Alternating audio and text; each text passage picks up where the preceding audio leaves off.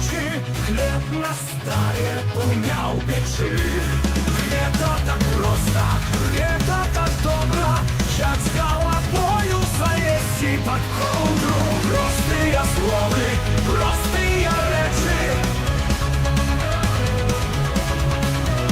простые словы, простые речи. Притемком синим зимовой порою в доме батьківським все так знайомо. Ёсць чым сагрэцца, ёсць дзе схапацца в доме батьківським у машинай хаце. Простыя словы, простыя рэчы, простыя рэчы, простыя рэчы. Усё так надзейна, усё так грунтоўна, што тут дадаць і во што нічога. Можна жыць далей, дзень прыйдзе новы, добранач паненкі, добранач панове. Простые словы, простые речи, простые речи, простые речи.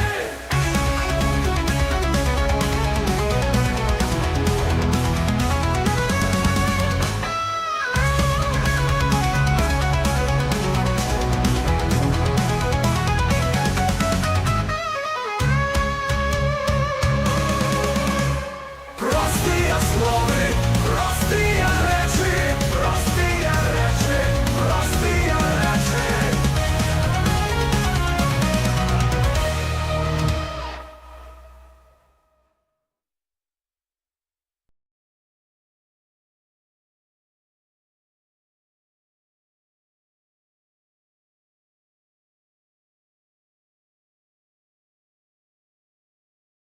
Супер. Ну што ж, вітаю, шаноўнае гаспадарства, шаноўнае маргінерства, усіх на нашым традыцыйным суботнім стрыме. У нас сёння ў гасцях Вадзім Сідараў з Смаленскага рэспубліканскага цэнтру. Вось, і па нашай традыцыі мы даем магчымасць гасцям караценька пра сябе распавесці. Вось, таму, Вадзім, вам слова. Дзякую за запрошанне, гаспадар Владзімир. Ну, перш за ўсё, я не вельмі часта беру удзел, гэта мякка кажучы, у такіх стрымах, але са гаспадарам Владзімірам знаём асабіста, і больш за тое, ён быў першым фактычна рэпетытарам маім па беларушчыне. Вось, таму не мог яму адмовіць вось у ягоным запрошанні. Ну і вядома, вы бачыце, што моя беларушчына вельмі недасканалая, недакладная, таму выбачце за гэта. Ну, не ведаю, наколькі зараз прадуктыўна доўга пра сябе нешта казаць. Казаць, напэўна, можна шмат чаго, але тое, што датычыцца вось сённяшняга моманту, гэта тое, што я, ну, сапраўды, я адзін з прадстаўнікоў Смаленскага рэспубліканскага цэнтру ды усходняя крыўская платформа, якая аб'ядноўвае зараз Смаленскі рэспубліканскі цэнтр фактычна ды Пскоўскі рэспубліканскі цэнтр. Ну, у больш шырэйшым такім кантэксце я, так бы мовіць, тэарэтычны ды практычны дэкаланізатар Расіі, як гэта модна казаць зараз, тэарэтычна, таму што я дактарант этналогіі Карлова універсітэту ў Празе. Вось, я эксперт по этнапалітычных пытаннях, супрацую з нейкімі медыямі, у тым ліку з нацыянальнымі рэдакцыямі Радыё Свабоды. Практычна, таму што таксама, апрача таго, што я адзін з прадстаўнікоў менавіта наша усходнекрыўская платформа да Смоленского республиканского центру. Я супрацоўнічаю з рознымі дэкаланізацыйнымі пляцоўкамі, з рознымі нацыянальнымі рухамі розных народаў ды рэгіёнаў сучаснай так званай Расійскай Федэрацыі, якія імкнуцца да незалежнасці, да независимасці. Вось, ну, калі сцыпла, то вось так, напэўна. Сабраўшымся гледачам я нагадваю, што ў нас інтэрактыўны фармат, то бок можна задаваць свае пытанні ў чаце, будзем на іх адказваць, можаце проста пісаць свае меркаванні. Я думаю, сёння можна задаваць пытанні як па палітыцы увогуле, так і пра дэкаланізацыю Расіі і пра Чэхію, там, мабыць, што-небудзь, і пра этналогію таксама. Вось. А пакуль пытанняў няма, я буду задаваць свае, тое, пра што мне было цікава паразмаўляць. Вось, але тут у нас у чаце некаторыя ўжо панапісалі, у нас ёсць тут такі актыўны украінскі глядач Владислав Такар, ён напісаў прывітанне госцю, калі крывскі танкі зайдуць у Смоленск, я ўжо стаміўся чакаць. Працуйце, браце. Ну, насамрэч мы цудоўна разумеем, што гэта больш юмарыстычнае пытанне. На жаль, мага быць зараз, што гэта ўсё толькі ў такім стане пачатковым, так? То бок і крыўскіх танкаў, на жаль, нема пакуль, і яшчэ шмат працы.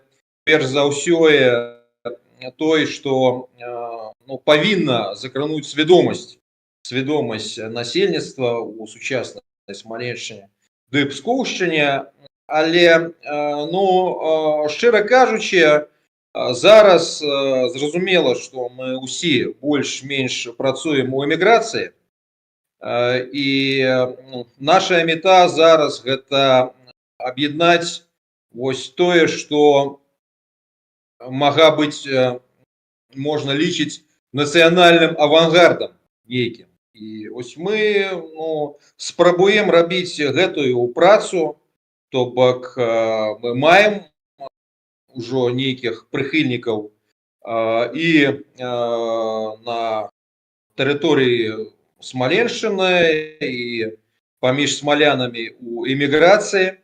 І зараз пачынаем таксама працу з пскавічамі.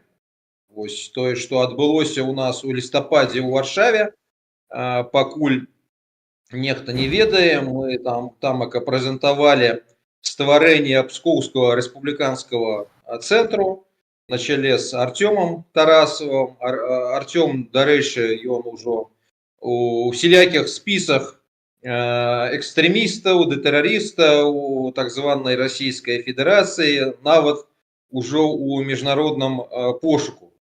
Вось. Але ён там быў не адзін. Там з ім насамрэч прыехала такая шчыльная каманда пскавічоў. Яны проста гэтыя людзі, якія паводле вось складаных умоў, яны так захавалі ўласныя твары. Гэта што зразумела, так, у сучасных умовах. Таму, на жаль, я вам не магу адказаць дакладна, калі крыўскія танкі павяртаюцца альбо прыедуць менавіта ў Смаленск, але будзем у гэтым напрамку працаваць. Гэта правільна. Я больш пытанняў пакуль што не бачу ў чаце. Наконт дэкаланізацыі, вось вы так сябе акрэслілі адразу, калі вы зайшлі ў чат. Звычайна дыскурс дэкаланізацыі, ён выстаўляецца ў такім кепскім свеце з боку правых І насамрэч мне таксама здаецца, што у выпадку з Расіяй трэба казаць не зусім пра дэкаланізацыю, таму што, ну, ведаеце, дэкаланізацыя гэта азначае, што мы займаемся разборам нейкай пэўнай імперыі. Вось які ў нас імперыі ў гісторыі ёсць, так? І ў нас ёсць была брытанская імперыя, была іспанская імперыя, была там асманская імперыя якая-небудзь, расійская імперыя таксама. Вось некаторыя кажуць, што ЗША гэта імперыя. А сёння мы маем яшчэ далучыць да гэтага шэрагу сучасную Расію. І вось у мяне такое пытанне, ці насамрэч можна даваць настолькі шмат гонару расейцам, ці можна ім даваць шанец называць сябе імперыялістамі? Ну, глядзіце, пытанне цікавае. Тут калі ёсць некалькі розных аспектаў, спрабуем растлумачыць. Па-першае, што датычыцца вось самой дэфініцыі дэкаланізацыя. Я нават ужо калісьці пра гэта казаў, што я насамрэч не вельмі люблю гэтую дэфініцыю. Чаму? Таму што гэтая дэфініцыя, яна павязана з нейкім такім спецыфічным дыскурсам, у тым ліку акадэмічным, на захадзе з пэўнымі такімі сэнсамі. І гэтая дэфініцыя, яна быццам бы абавязывае к чамусьці такому усялякія рухі, якія насамрэч маюць розныя меты і розныя умовы. І гэта можна параўнаць, вось, напрыклад, з сацыялізмам у пачатку 20-го стагоддзя. То бок былі розныя сацыялістычныя, умоўна кажучы, рухі, якія змагались там за сацыяльную справядлівасць і гэтак далей. А быў марксізм як нейкая глебалійская ідэалогія, вось, якую нейкі інтэрнацыянал ён спрабаваў вось так навязваць усім гэтым рухам. Але, напрыклад, калі мы пабачым, як гэта, паглядзім, як гэта адбывалася у Польшчы, ось вядомая гэтая цытата Пілсудскага, што калі ён быў на чале партыі польскіх сацыялістаў-рэвалюцыянераў, так? Але калі яны ўжо захапілі ўладу, ён проста казаў, што я зайду з цягніку сацыялізм на зупінкі незалежнасці. Так? Вось. І насамрэч гэта такой цудоўны прыклад, што вось быў некае такое паразуменне сацыялізму дагматычна, ідэалагічна, глобалісцкае, з пэўнымі сэнсамі, якія насамрэч для шмат якіх нацыянальных сацыялістычных партыяў да рухаў, яны былі проста непрыемнымі. Вось. І тое самае сёння, напрыклад, калі мы паглядзім на нейкіх вось гэтых дэкаланізатаров, альбо як яны кажуць, дэкаланізатаров ок, так? То бок таму, што гэта ўжо далучаюцца нейкі і гендерныя пытання, і вось усё гэта. Так, мы цудоўна разумеем, што, напрыклад, нацыянальнаму руху чеченцаў альбо башкортаў, гэтыя пытанні, яны, мякка кажучы, абыякавыя. І гэта мякка кажучы. Так, то бок яны маюць насамрэч пэўныя нацыянальныя меты і за іх змагаюцца. А ад гэтага трэба адрозніваць нейкіх такіх фундаменталістов ок ліберальна-постліберальнага дэкаланіялізму, посткаланіялізму і гэтак далей, які імкнуцца до того, аба вось гэтую тэорію, дактрыну дэкаланізацыі перетваріць на вось сучасную версію марксізму.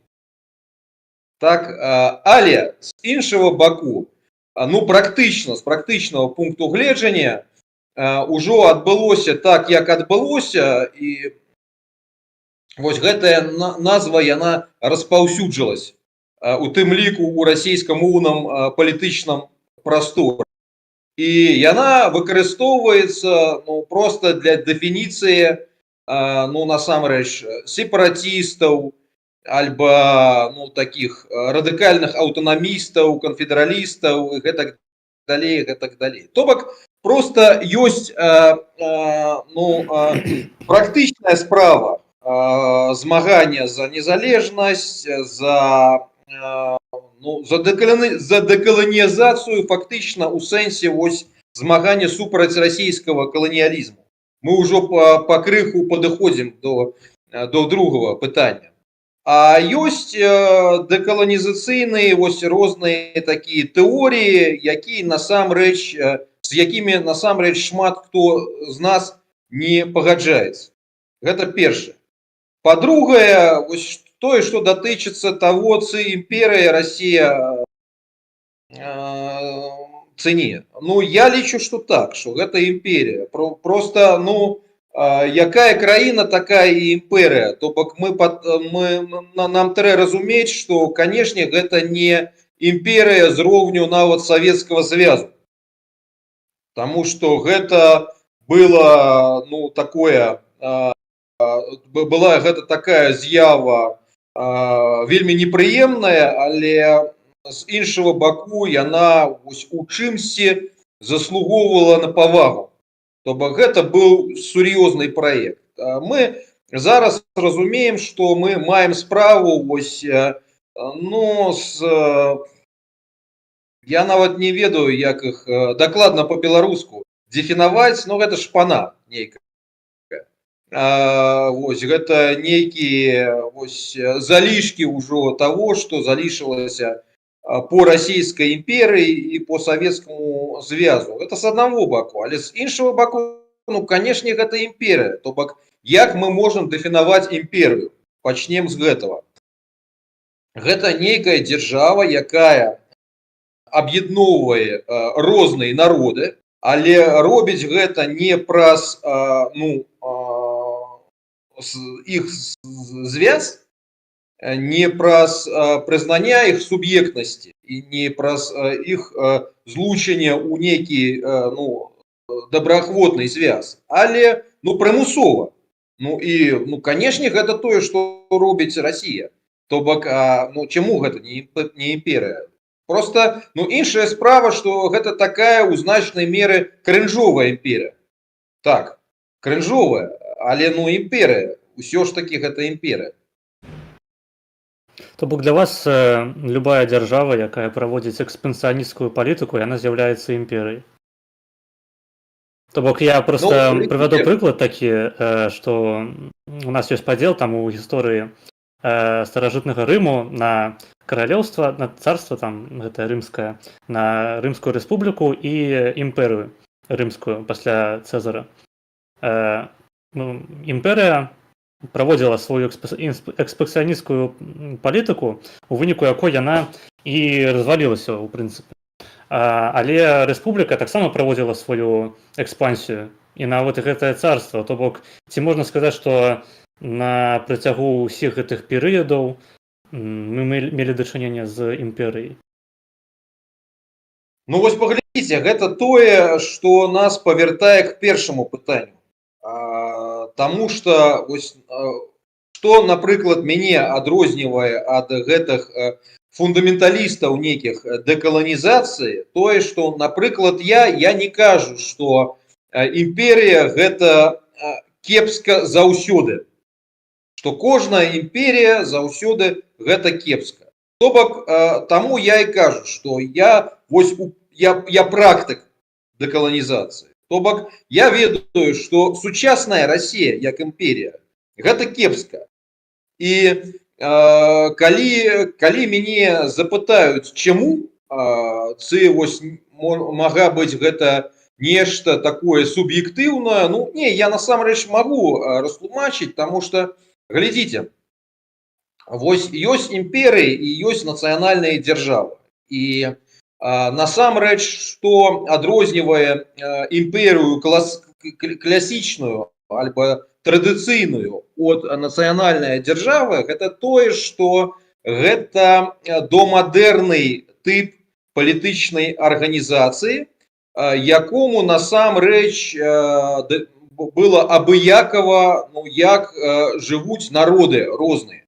То бок яна захоплівала розныя народы, але праз тое, што гэта была домадэрная такая дзяржава, якая не мела агульнай адукацыі, вось такой агульнадзяржаўнай прапаганды і ввогуле будаўніцтва агульнадзяржаўнай нейкай супольнасці, яна ну просто залішала ў спакоі нейкам вось гэтыя народы, якія жылі ўласным жыццём. І таму, ну, напрыклад, калі мы паглядзім, ці то будзе Рэч Паспалітая пазнейшая, таму што, канешне, тут трэба адрозніваць ранейшую Рэч Паспалітую як добраахвотны такой звяз Великай Літвы да кароны польскай ад пазнейшай, якая ўжо у значнай меры пачынала ператварацца ў польскую дзяржаву. Так? Ці Расійская імперія нават, яны, ну, то бок там адбывалася у першай сітуацыі пэўная палянізацыя, у другой сітуацыі пэўная русіфікацыя, але шляхты, то бок таму што яны будавалі нацыю толькі арыстакратычную. Таму, напрыклад, ну, калі мы паглядзім на большасць беларусаў, дык яны там захоўвались як этнічная супольнасць фактычна, таму што гэта былі тутэйшыя так званыя людзі, так, якія ў сваіх вёсках жылі, размаўлялі па-беларуску, нават калі яны не ведалі, што гэта беларуская мова, беларуская, крывіцкая, ну, мы разумеем, пра што ідзе мова. Ну, і яны захоўвались беларусамі. А чаму гэта пачынала ўжо страчвацца пазней, напрыклад, у Савецкам звязе, таму што ўжо з'явілася вось гэтая агульнадзяржаўная адукацыя, і праз гэтую адукацыю, праз школы, праз інстытуты, праз прэсу, гэтак далей, ўжо пачала вось так праштурхоўвацца расійская мова. Вось, і вось калі мы павяртаемся к гэтаму пытанню імперыя ды нацыянальная дзяржава, справа ў тым, што вось ужо калі пачынаецца даба мадэрну, перад імперыямі ўзнікае выклік, ну, што рабіць далей. І, ну, агульна і тая самая Асманская імперія і Аўстрыйская імперія, яны, ну, распадаліся на нацыянальныя дзяржавы. Вось, у Расійскай імперыі гэта пайшло іншым шляхом, то бок яны спрабавалі вось так обмануть, так по-беларуску? Прамануць, так. Прамануць гісторыю і вось стварыць быццам бы многанацыянальную дзяржаву Савецкі звяз. І яна, ну, часткова была насамрэч многанацыянальнай, вось, ну, прынамсі увонкава, так. Але потым, ну, мы бачылі, што унутрі Савецкага звязу адбываўся канфлікт паміж дзвюма імкненнямі. То бок гэтыя саюзныя рэспублікі, іхнія эліты, яны імкнуліся до большай аўтаноміі, до большай незалежнасці, але вось імкненне саюзнага цэнтру яно было до того, абы ператварыць гэта насамрэч вось у новую расійскую дзяржаву. І расійскую дзяржаву ўжо не як многанацыянальную насамрэч, а як такую поліэтнічную, але ну, насамрэч монанацыянальную у культурным сэнсе дзяржаву. Напрыклад, калі мы паглядзім на вось гэтую канцэпцыю новай гістарычнай супольнасці савецкі народ, ну, пра што шла мова? Мова фактычна шла про адраджэнне вось той супольнасці, якая ўжо пачала так будавацца у канцы расійскай імперіі. То бок была палітыка ператварэння вось усіх гэтых народаў імперыі у нейкую адну супольнасць. То бок, ну, фактычна нацыю, так? Але вось калі у нацыянальных дзяржаваў гэта адбывалось нармальных, ну, разам з адмовай ад іншаземных народаў ды краінаў, то вось расійскі кейс гэта тое, што яны спрабуюць вось захаваць гэтыя захопленыя імперыі тэрыторыі ды народы, але ўжо на раздзел, напрыклад, ад Маскоўскага царства альбо ранейшай расійскай імперыі, які іх ну просто залішалі у спакоі нейкам, ператварыць іх у нейкую новую нацыянальную супольнасць альбо сверхнацыянальную супольнасць.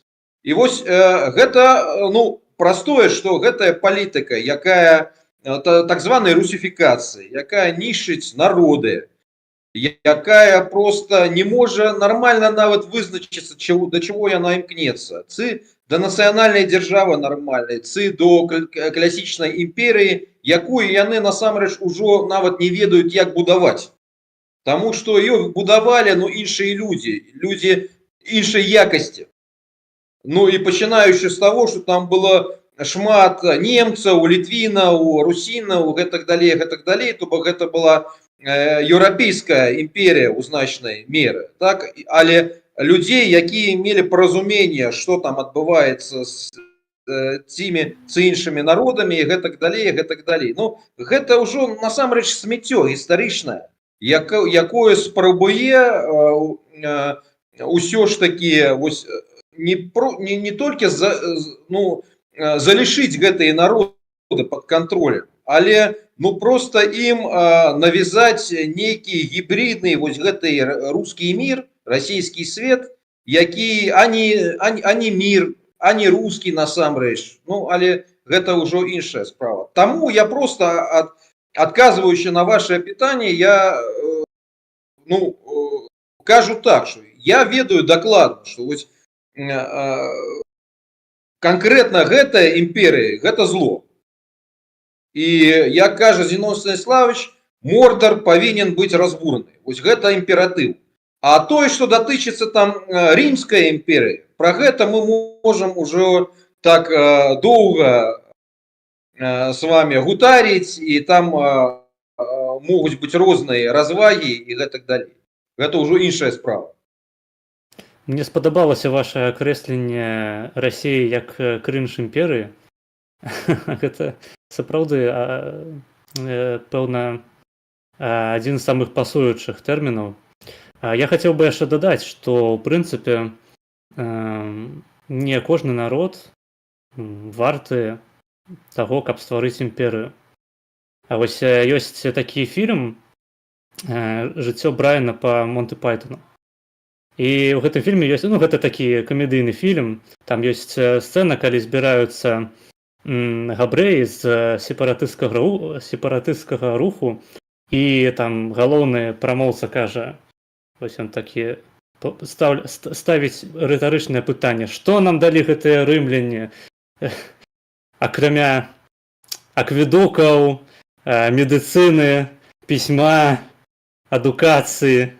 І, карацей, там гэты спіс, ён працягваецца. Вось. І, ў прынцыпе, можна зразумець імперыялісцкія імпэты у народаў альбо нацыяў, якія нешта могуць прынесці, не толькі заваяваць і сілай навязаць нейкі парадак, а з самага пачатку мець тэндэнцыю да таго, што іншыя там суседнія народы хочуць далучыцца да гэтай імперыі. І вось што канкрэтна расійская імперыя прынесла, ну, прынамсі беларусам, ну, вось смерць, голад і генацыд, грубо кажучы. Ну, такое глыбокае гістарычнае пытанне. Вось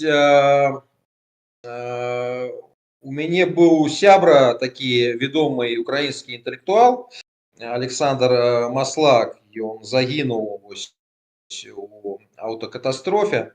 І ён казаў, што ўсюды, куды прыходзіла Рымская імперія, яна сабой несла закон ды шляхі, вось, ды дарогі, так? А ўсюды, куды прыходзіла Расійская імперія, яна сабой несла беззаконие ды бездарожжа. Вось. Ну, насамрэч, канешне, гэта ў пэўнай меры нейкае спрошчанае, таму, ну, абы быць справядлівымі, нават мы павінны адрозніваць вось у сучасную гэтую крынж-імперію ад Савецкага звязу і Расійскай імперіі. То бок так, яны, канешне, вось для у нацыянальным наратыве такіх народаў, як беларусы, украінцы і гэтак далей, ну, асабліва сёння, яны павінны лічыцца злом заўсёды. Але калі мы вось так разважаем гістарычна, канешне, там яшчэ сяк-так магчыма знайти нешта у Савецкага Саюзу, у якого, прынамсі, быў ідэалагічны нейкі універсальны праект. У тым ліку, ну, быццам бы стварэнне нацый розных у складзе Савецкага Саюзу. То бок, ну, тое, напрыклад, што выкарыстоўваюць вось гэтыя таксама крынжовыя беларускія нацыянал-камуністы, кшталту Дзерманта ці Пеці Петроўскага, якія там кажуць заўсёды, што вось Сталін стварыў Беларусь, Савецкі Саюз стварыў Беларусь, гэтак далей. Ну, мы, канешне, разумеем, што гэта хлусня, што там насамрэч яны былі прымушаны прызнаць гэтыя нацыянальныя альбо квазінацыянальныя дзяржавы, так званыя гэтыя саюзныя рэспублікі, праз тое, што ўжо там узніклі сапраўдныя нацыянальныя дзяржавы да рухі, ну, кшталту БНР таго ж. Але, ну, прынамсі, у іх там было нейкае тэарэтычнае паразуменне, нейкі такі праект, сёе, тое, гэтак далей. Альбо, ну, напрыклад, што і датычыцца Расійскай імперыі, ну, напрыклад, ёсць і нейкія такія беларускія гісторыкі, кшталту Олега Латышонка, які, дарэчы, ну, я з вялікай павагай да яго стаўлюся, ён жыве ў Польшчы, ён быў удзельнікам салідарнасці, дарэчы, ён падтрымліваў БНФ да пазняка, вось у пачатку 90-х гадоў, але, ну, ён гістарычна, ён лічыць, што Расійская імперія, вось ужо, напрыклад, у 19 стагоддзі для беларусаў альбо для будучых беларусаў яна была меншым злом, чым Польша. Напрыклад, так, таму што, ну, егонае такое асабістае стаўленне. Гэта, насамрэч, конечно, дыскусійнае пытанне, але ён так лічыць, што калі б вось Расія не захапіла гэтую частку Рэчы Паспалітай, то там бы канчаткова адбылася палінізацыя беларусаў. Але праз тое, што там адбыўся гэты падзел Рэчы Паспалітай, беларусы атрымалі шанец нейкі і дзякуючы гэтаму там знік беларускі нацыянальны рух, ну а потым ужо адбылася Беларусь, уласна. ды беларуская нацыя. То бок я цудоўна разумею, што гэта дыскусійны такі погляд, мягка кажучы, вось, асабліва сёння. Але ну ён мае там ніякую такую секую рацыю, ну альбо прынамсі аргументы.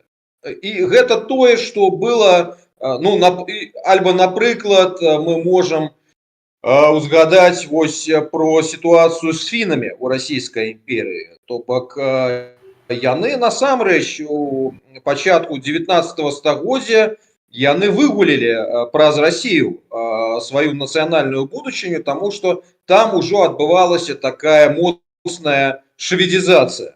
Расія гэта зупініла і у тыя часы дала Фінляндіі аўтаномію, яны выкарысталі гэтую аўтаномію, аб пабудаваць фінскую нацыянальную ідэнтычнасць, культуру і гэтак далей. Але ж ну рэшце рэшт мы ведаем, што там сталася, што Расія таксама пачала там ужо у пачатку 20-го стагоддзя рабіць русіфікацыю, і ну яна просто уявіла себе, што ну яна стварила умовы не для того, што ей патрэбна. То бок яе метой было просто ну так послабіць шведаў, але яны не чакалі, што там узнікне фактычна фінская нацыя. А калі ўжо зразумелі, што там узнікла фінская нацыя, яны таксама ўжо пачалі палітыку па знішчэнню фінскай нацыі. То бок, ну так, пэўныя часы нават Расія калісьці, кімсьці могла выкарыстоўвацца ну, у ўласных інтарэсах. Але вось сённяшняя Расія, яна ну просто не мае ані ўласных ну рэальных ну, асэнсованых нацыянальных інтарэсаў, ані вось павагі к нацыянальным пачуццям ды інтарэсам іншых народаў. Таму ну гэта просто нешта такое не тое, што незразумелае, наадварот цудоўна зразумелае, але тое, што ну просто трэба зачыніць гэтае пытанне назаўсёды і ўсё. Зразумела. Тут у чаце ваш хлопчык пытае, як госць цябе ідэнтыфікуе: рускі, расеец, беларус, ліцвін, свой варыянт. Ну, гэта насамрэч такое інтарэснае, цікавае пытанне. То бок, ведаеце, значную частку свайго жыцця, канешне, я ідэнтыфікаваў сябе рускім, нават калі лічыў, ну, альбо імкнуўся к нейкай альтэрнатыўнай такой рускасці, якая насамрэч я ўрэшце рэшт себе уявіў, што яна не патрэбная так званаму рускаму народу. Вось, таму я чалавек фактычна рускага альбо расійскага бэкграунду, як казала вось калісьці Юлія Навальная, але гэта тое, што насамрэч датычыцца мінуласці, але не будучыні. І вось фактычна сёння, чаму, напрыклад, мне і як тэарэтыку, і як практыку цікавая вось гэтая даба, ну, паміж 19 ды 20 стагоддзямі у Беларусі, у Рэчы Паспалітай. Таму што там адбывалася вось ператварэнне часткі людзей, якія паводле культурнага бэкграунду яны фактычна ўжо былі палякамі, адбывалася вось гэтае ператварэнне іх на носьбітаў беларускай свядомасці. Вось, ну, людзей, напрыклад, як Скірмут, так, вядомая гэтая ж гісторыя, калі яму Дмоўскі прапанаваў вось далучыцца да польскай фракцыі ў расійскай дзяржаўнай думе, і ён яму адказаў, што так, я чалавек польскай культуры, але ну, у нас ужо іншы праект, беларускі нацыянальны праект. у маём асабістым прыкладзе гэта трошку складанейшае, таму што вось хаця мои карані по прамой мужчынскай лініі, ну, фактычна іх можна ідэнтыфікаваць як беларускія, таму што яны ідуць до захадняе Смаленшчыны, до Рослаўльшчыны, якая лічылась часткай беларускай этнаграфічнай тэрыторыі. Ну, адбылося так, што Беларусь сучасная і сучасная беларуская ідэнтычнасць, яна была пабудована вось у гэтых, ну, мінімалізованых межах, без вось гэтых беларускіх этнічных, ну, тэрыторыяў.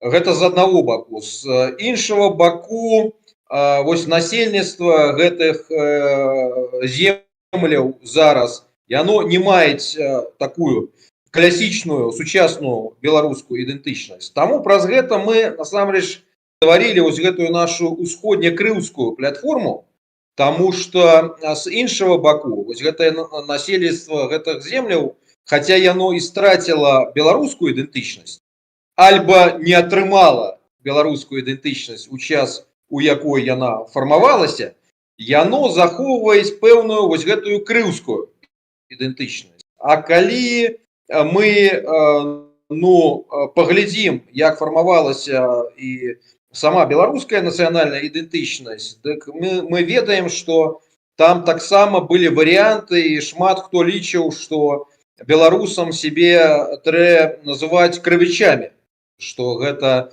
дакладнейшая назва, але ўрэшце рэшт, там, ну, напрыклад, Шкілёнак, ён казаў, што вось беларусы, крывычі да літвіны гэта тры назвы аднаго і таго ж народу. То бок, у маёй сітуацыі складана, я, ну, нават сёння, напрыклад, ужо грамадзянін Чэхіі, то бок я магу казаць, што я гентарутэне нацыёнэ багемі, напрыклад. Так, я чалавек з расійскім бэкграундам, але ўжо з пострасійскім такім стаўленнем до ідэнтычнасці, і вось гэтае пострасійскае стаўленне, яно у той же самы час з'яўляецца дорасійскім стаўленнем. То бок, вось из гэтай сітуацыі пострасійскай мы ўжо быццам бы павяртаемся ў сітуацыю дорасійскую, такой прымардыяльнай крыўскасці ды русінскасці, вось у сэнсе, ну, я гэта так называю, захаднерусізму здаровага чалавека, то бок не ў сэнсе захаднерусізму як часткі Расіі, а ў сэнсе захадняй Русі як часткі захадняй цывілізацыі. Ну, тое, што, напрыклад, было з тым самым Францішакам Скарынай, які, дарэчы, ён там таксама доўга жыў тады ў Празе, і хаця быў чалавекам вось з каранямі з Полачыны. Ну, то бок, гэта ўсё у сябе ніяк паяднаваў. Таму я насамрэч у значнай мере тады ідэнтыфікую сябе як чалавек, вось, ну, тое, што датычыцца такого культурного паразумення часткай цэнтральна-ўсходнееўрапейскага прастору, вось, з каранямі русінскімі, крывічскімі і з таким пострасійскім бэкграундам. Ясно, так. Наступнае пытанне ў нас у чаце таксама з'явілася. Владислав Такар піша, чи зустрічався гість з кубанцями-українцями і українцями із зеленого клину на різних платформах? Ну так, пэўныя кантакты былі. Вось, я, дарэчы, калісьці сябраваў, маімі бліжэйшымі сябрамі былі кубанцы, яшчэ гэта былі 90-е гады ось у Расіі, і там таксама цікава было ось на гэта глядзець, таму што нейкі гэтыя кубанцы яны себе лічылі расейцамі, а нейкія лічылі себе ну то бок казакамі як акрэмай нацыянальнасцю. То бок я гэта уласнымі вачамі бачыў яшчэ ў 90-е гады.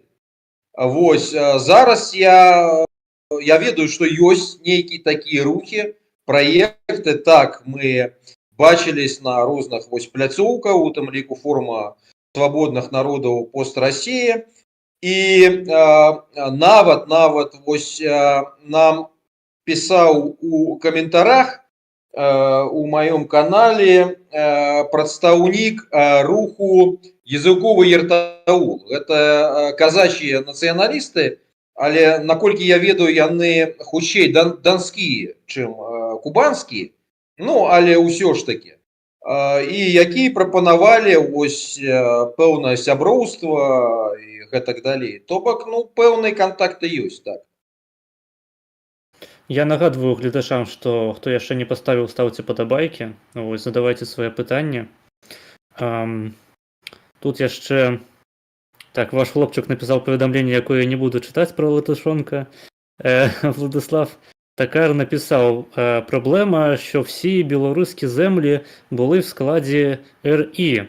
У литовців і українців частина земель була в інших державах. Коли почався тиск на нацрух у другій половині 19 століття, я не ведаю, як це по-українську, то центр національного відродження переносився на етнічні землі. Ну так, гэта вот сёння гэта падыход у тым ліку Тимоти Снайдера, і ён гэта называе вось я не ведаю, канцэпцыяй, з'явай вось украінскага ды літоўскага П'емонту. То бок як у італійцаў у іх быў П'емонт поза межамі Аўстрыйскай імперіі, які ім дазволіў развіццё італьянскага нацыянальнага руху. Гэтаксама такі П'емонт быў у украінцаў у Галіцыі аўстрыйскай, ды у літоўцаў гэта была так званая малая Літва вось у Прусіі, якую яны выкарыстоўвалі для развіцця уласных нацыянальных рухаў. На жаль, у беларусаў гэтага не было, і вось нейкія навукоўцы яны тлумачаць вось пэўнае такое спаждзенне беларускага нацыянальнага руху менавіта з гэтым, альба прынамсі у тым ліку з гэтым. То бок гэта мае рацыю, так. Яшчэ тут ён дадаў, што я не дачытаў до канца, так што входили до складу Австро-Угоршчыны чи Прусіі ў выпадку літоўцаў. Ну так, на гэта спадар Вадзім адказаў акурат, што гэта мела пэўнае значэнне. Ваш хлопчык пытае, што госць мае на ўвазе пад альтэрнатыўнай рускасцю? Ну, глядзіце, насамрэч, ось я ж пачынаў як расійскі альбо рускі нацыяналіст яшчэ ў 90-е гады. Менавіта тады, калі гэта абсалютна не было модным, як зараз. То бок зараз і Путін рускі нацыяналіст, і ледзь не Кадыров. Ледзь уже не Кадыров рускі нацыяналіст, так. А я ось памятаю, калі я хлопчыкам у апошнім, здаецца, клясе школы нашай маскоўскай, і там вучыліся дзеці маскоўскай інтэлігенцыі, гэта быў пачатак 90-х гадоў, і вучителька по гісторыі так спытала: Вадзім, ты хіба нацыяналіст? І я адказаў так. І гэта просто была такая пауза у клясе вось на пэўны момант. Гэта было абсалютным таким выклікам, насамрэч, вось грамадскім тэндэнцыям таго часу. Але насамрэч я вось пачынаў у такім рэсентыментным коле імперскім, але вельмі хутка так адхіліўся до такого спецыфічнага колу. Тады іх лічылі нацыянал-дэмакратамі, але тут так трэ заўважыць, што нацыянал-дэмакраты вось 90-х гадоў у Расіі, у тым ліку ў Маскве, гэта не тое самае, што былі нацыянал-дэмакраты пачатку ўжо 21-го стагоддзя, калі там ужо і Навальны быў нацыянал-дэмакратам, і гэтак далей. І ввогуле тая даба там, ведаеце, вельмі важна паразумець, што ў тыя часы не было інтэрнэту. То бок гэта як у гістарычнай класіфікацыі до Рождества Христова і пасля Рождества Христова. То бок гэта таксама можна казаць про до інтэрнэту і ўжо пасля інтэрнэту. Вось гэта было до інтэрнэту. Але у нас таксама былі вось нейкія надрукованыя розныя выданні і гэтак далей, але справа не ў гэтым. Справа ў тым, што гэта было такое ревізіянісцкае, вельмі спецыфічнае кола, у яком упершыню для тых часоў, прынамсі, адбылася дыскусія, што для чаго. Нацыя для дзяржавы, як гэта заўсёды было у расійскім нацыяналізме і ў расійскай гісторыі, альбо наоборот, дзяржава для нацыі, як гэтага ніколі не было у расійцаў. І вось менавіта гэтае нашае кола, гэта былі тыя людзі, якія пачалі казаць, што нам патрэбна наадварот дзяржава для нацыі. То бок вось гэты весь гістарычны шлях імперскі, калі просто русский народ, так званы, гэта быў некі матэрыял для будаўніцтва вось гэтай шмат этнічнай імперіі, і што гэта трэба прыпыніць і пабудаваць нармальную еўрапейскага кшальту нацыянальную дзяржаву. А потым там ужо пачаліся такія дыскусіі, а чаму менавіта вось гэтага не адбылося у Расіі. І тамака пачаліся такія рэчы, то бок вельмі крытычнае пераасэнсаванне расійскай культуры, праваславия, вось, і ввогуле гістарычнага шляху, насамрэч. То бок гэта было вельмі такое, вельмі такая цікавая з'ява, і ўрэшце рэшт я ўжо там у канцы 90-х гадоў я адмовіўся ад нацыяналізму, ад ідэнтыфікацыі як нацыяналісту, таму што я ўжо тады зразумеў, што вось тое паразуменне нацыяналізму, да якога мы імкнуліся, яно ў Расіі да расійцаў немагчыма. Таму, тамака я ўжо пачаў сябе лічыць нейкім там праваманархістам, такім я быў эвалаістам і гэтак далей, і як бы быццам бы захоўвалась нейкая руская ідэнтычнасць, але, канешне, ўжо тады гэта была ідэнтычнасць абсалютна маргінальная для вось рускага мейнстріму. То бок з вельмі такім крытычным стаўленнем до рускага гістарычнага шляху, до расійскай рэчэйнасці, до расійскай культуры таксама, насамрэч, вось, до шмат якіх рэчоў. Але, вось ужо насамрэч, то бок нават калі ўжо пачынаўся Майдан 2014 году, альбо рэвалюцыя годнасці, я, без усялякіх сумневаў падтрымліваў украінскую рэвалюцыю абсалютна. І быў у ліку тых людзей, якіх называлі заўкраінцамі. Вось. Але, тады яшчэ гэта заставалася такая самаідэнтыфікацыя, ну, быццам бы другие русские, якія у той же самый час за украінца. Ну, просто з часам я зразумеў, што ну, гэтая з'ява других русских, яна не можа быць пэўнай. То бок гэта ну, штучная просто нейкая ситуация, але калі вы імкнецеся до нейкай цельнай ідэнтычнасці, но просто трэ выходзіць з гэтага і будаваць нешта ўжо на іншым падмурцы. Так, ясна. Тут яшчэ Цім 4025 пытае, як размаўляюць старыя людзі на Смаленшчыне ў вёсках.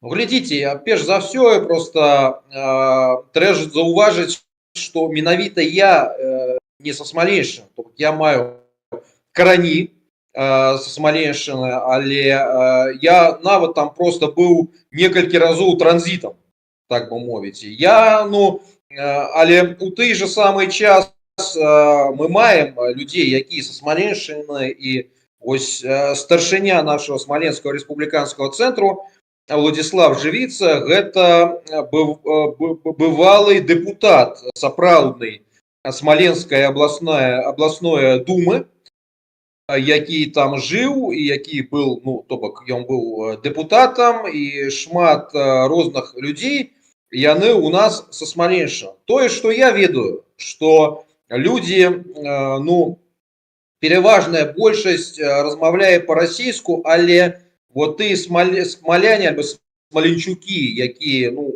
сапраўдныя з каранямі смаленскімі, яны захоўваюць пэўнае такое беларускае альбо крыўскае вымаўленне.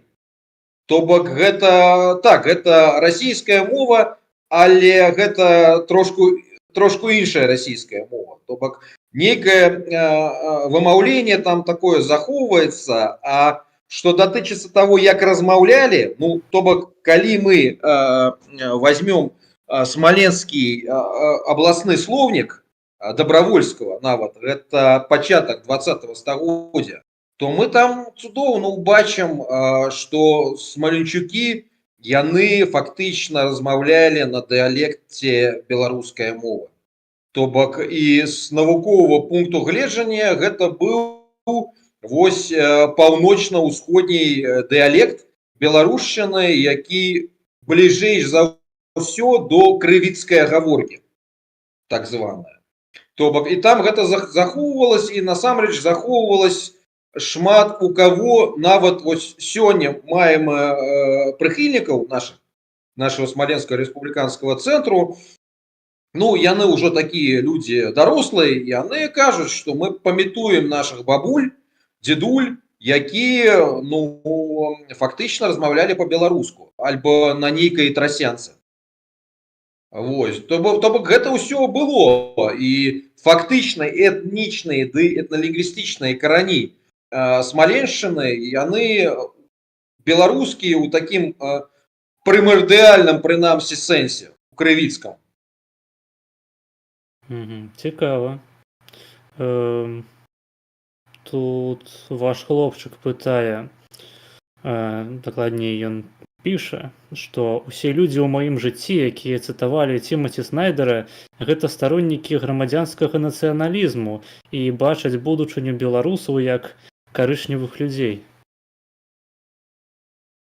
Слухайте, ну глядзіце, насамрэч вось я гэта тое, ну, што я раблю так вельмі прафесійна, фактычна некалькі дзесяцігоддзя, а ў апошнія гады нават вось ну, у акадэмічныя прасторы, то бок я вучуся ў дактарантуре Карлова універсітэту, і, дарэчы, вось чэшская школа народаведы, я гэта так называю, альбо нацыяведзенне, нацыяведы, яна адна з, ну, насамрэч такіх, ну, вельмі прызнаных у свеце. Вось гэтыя ўсе развагі пра дыхатамію грамадзянскага да этнічнага нацыяналізму, яны надта дылетанцкія. Таму што ну, вось, ужо зараз паміж сур'ёзных даследчыкаў нацыяналізму фактычна нейкі кансэнсус, што у чыстым відзе не існуе ані чыста грамадзянскага нацыяналізму, ані чыста этнічнага нацыяналізму тады, калі справа ідзе, прынамсі, пра адбыўшыеся нацыянальныя дзяржавы. Вось. То бок у тым ці іншым выпадку, так ці інакш, там прысутнасць як этнічнага фактора, так і грамадзянскага фактора. Але справа ў тым, менавіта як гэта адбываецца. Вось асабіста я прыхільнік такого погляду Міраслава Гроха ды Энтоні Сміту. Гэта тое, што так, менавіта нацыя гэта, канешне, мадэрная з'ява. Але гэта мадэрная з'ява, яна не ўзнікае у паветры, як кажуць украінцы, так? То бок, вось нават у Міраслава Гроха у яго ёсць кніжка з назвай «Народы не sú ділом нагоды», то бок нацыі не з'яўляюцца раптам. То бок нацыя, канешне, яна з'яўляецца ды будуецца на пэўным этнічным падмурцы. Але у той же самый час гэта нейкі праект, які ён у пэўнай мере, канешне, адкрыты. Але справа проста ў тым, у якой мере ён адкрыты. То бок вось гэтыя развагі пра тое, што яны павінны ператварыцца ў нацыі, то бок там цемнашкірых людзей, но я думаю, што гэта выключна існуе вось у мышленках нейкіх леваліберальных сектантаў. То бок вось у чэхаў ёсць такая з'ява, як сельскі розум. То бок нейкі проста здравый сэнс, так? Здаровы глузд, як кажуць украінцы, што мы разумеем, што там адбываюцца нейкія працэсы і асіміляцыі, у пэўнай мере іміграцыі і гэтак далей, але проста адна справа, калі там прыедуць некалькі тысяч людзей, у тым ліку мага быць там будет нейкая колькасць людзей з іншых кантынентаў і адбудзецца нейкая асіміляцыя альбо іміграцыя, гэта адна справа. А іншая справа, калі там прыедзе мільён, напрыклад, альбо некалькі мільёнаў, так у Беларусь, напрыклад, з Хіны, так, альбо з Афрыкі. Вось, канешне, мы разумеем, што гэта проста розныя рэчы. Вось, то бок прыедзе там некалькі тысяч людзей там ды асіміліруюцца, ды інтэгруюцца, альбо гэта будзе такая мазіўная эміграцыя, якая проста будзе радыкальна мяняць склад насельніцтва. То бок таму я лічу, што проста тут павінен быць нейкі здаровы розум, здаровы сэнс. Вось, і не варта проста ісці да пэўных такіх экстрэмумаў, будь то такое радыкальнае refugee welcome, альбо наадварот, проста кожнага чалавека, які мае там трошку іншую фарбу, як гэта па-беларуску, таксама фарбу, вось, як абражаць гэта... Як? Колер, калі пра цвет. Колер, так, абражаць ніяк гэтага чалавека, у мяне трошкі іншы падыход да гэтага, як дылетанта, у мяне няма адукацыі, тым больш у гуманітарнай. Мне здаецца, што пытанне з самага пачатку было пра тое, што у грамадзянскіх і этнічных нацыяналістаў, ну, нават калі вы не прызнаеце такі падзел, ёсць людзі, якія сябе лічаць тымі ці іншымі, вось у іх існуе розны погляд на вось гэтую самую эміграцыю, то бок каму у прынцыпе можна даваць пашпарт той ці іншай краіны, калі мы ў рамках нацыяналізму разважаем, то бок у нас ёсць нацыя, то бок это значыць, што інстытут грамадзянства існуе ў краіне. І каму гэты пашпарт можа быць выданы на якіх умовах. І грамадзянскі нацыяналіст, як, напрыклад, не ведаю, які-небудзь нямецкі нацыяналіст, ён можа лічыць, што ну вось прыязджае чалавек з Блізкага ўсходу, вывучае нямецкую мову, вывучае нямецкую гісторыю, культуру, там прымае, мабыць, там хрысціянства, ну, карацей, прымае ўсе атрыбуты якога-небудзь сучаснага нямецкага грамадства, але пры гэтым мае паходжанне, ну, зусім адрознае ад гэтага. І вось у гэтым пытанні як бы нацыяналісты гэта і розніца, што адныя хочуць даваць гэтаму чалавеку грамадзянства, а другія адмаўляюцца. Ну, глядзіце, я вось нават як чалавек, ну, калі мы возьмем такой погляд максімальна прымардыялісцкі, як чалавек, які вывучаў просто сяк-так папуляцыйную генетыку. Вось я вам магу казаць, што як і вайна, гэта там існуе так званы закон, што вырашаюць вялікія батальёны, так? Вось тое самае і ў генетыцы папуляцыйнай.